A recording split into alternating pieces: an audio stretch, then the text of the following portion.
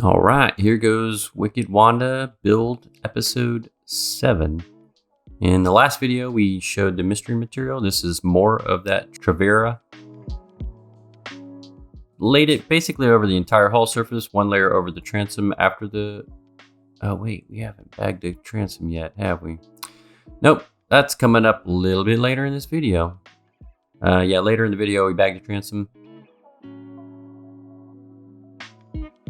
This is the Travera, just wet out over the surface, wet out with vinyl ester resin.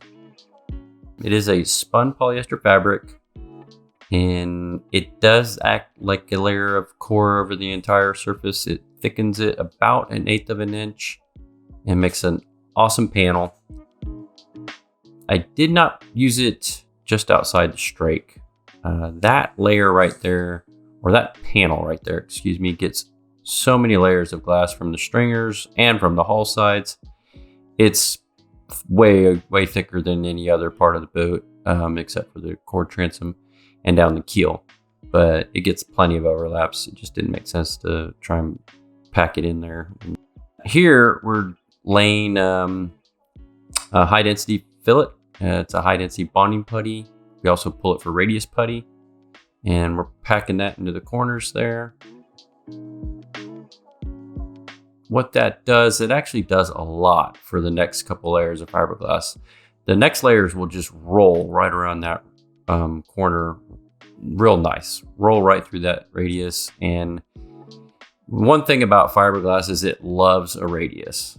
You pack fiberglass into a sharp corner and stress goes into that corner and fractures. Stress is distributed smoothly through a radius. Better for the laminate. And that's why it's in there.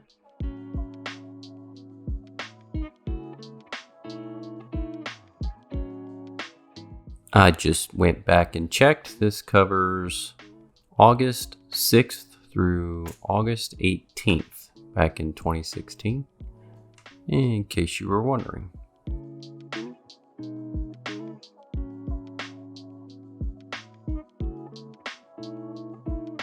Here's old Maribel. I kind of missed that old forklift. It was a dual fuel forklift. I only used propane, but it could run gas too. That mast is chained because it would fall. Here we're laying 1708 while the hull is positioned horizontal. It's just easier to drag 1708 off that roll and lay it down in there nicely like that, tuck it into place. And then I did tilt the hull sideways just like this for wet out. It was just easier to cut and fit in place with the mold positioned horizontally.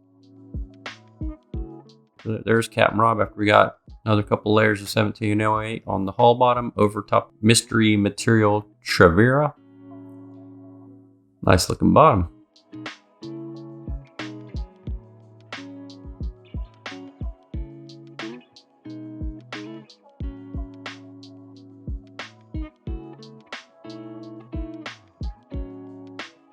Here's her flipped over. Probably another couple layers of 1708 on the bottom, I would think. Here is my vacuum manifold. I don't know if I have time to explain all that. The left valve in the back there is to a 1 horsepower vacuum pump. The one on the opposite side in the back there is to a 3rd horsepower vacuum pump as a backup. And here's a template from an old Mako. Fit kind of in place there, and we're going to modify that template. There it is with little fingers glued on there. And it's now a Bernice Customs V23 transom template. There it is laid on the COOSA, and the COOSA cut out to that shape. And that is a tight fit for a transom. I don't think I have seen COOSA fit tighter in a transom.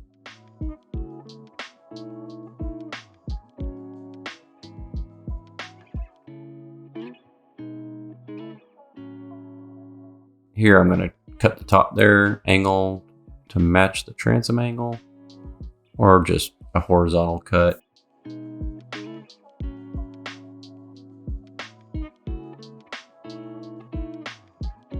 And And there it is, prepped and blown down and ready for bagging. This is all prepped. There's tacky tape going around the whole entire perimeter, bags rolled up on the back there. And here I'm trialing out our bonding putty, which I'll use on both the transom and on the hull. Trialed out with about, I think, a 1/4 inch V-notch trowel or 1/4 inch notch trowel. And there it is, bagged. Pulling with the 1 horsepower pump. There's a piece of PVC with slits cut in it. I don't think you can see the slits, but that's the transom finished. The holes are called perforations to allow air pockets to escape and so you don't get bubbles.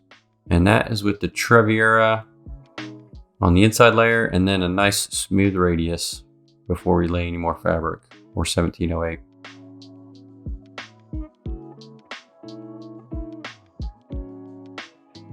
And there's the first layers of 1708 over the top of the Treviera. Nice shot from the bow. There's some more 1708 going on the hull sides. That's the port side getting its layer. There's old cap. Salute. Proper military salute.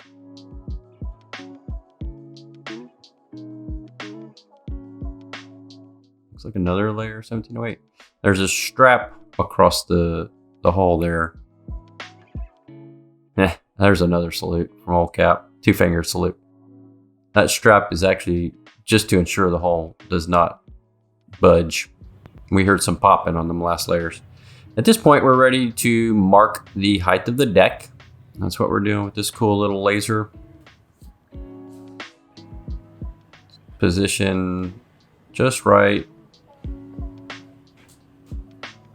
That's going to give us the mark for the deck, and then we'll translate that into the height of our stringers. And coming up here in a little bit, we will begin templating the stringers.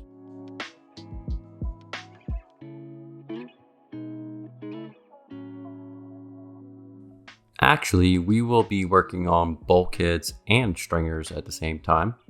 You'll see how we template the bulkheads. It's pretty cool. I can't wait to get that one out. This is where things get real fun and interesting for me.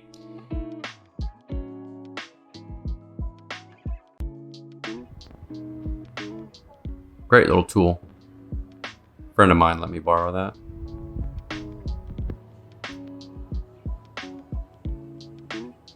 We did have to close up the doors because the laser is hard to see.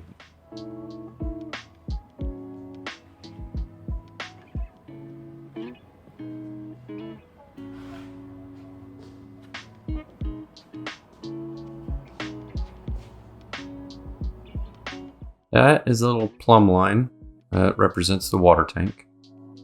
That gives us about a 19-gallon freshwater tank going right in the stem there. And here we are templating stringers. This is actually a fun part for me, laying out the stringers and the bulkheads and all that stuff.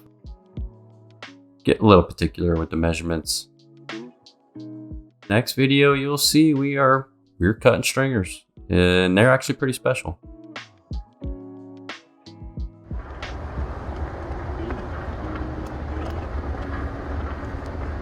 And if you like what I'm doing, give me a thumbs up, leave a comment below, subscribe to the channel, maybe share with a friend, and I'll keep doing it. Thank you.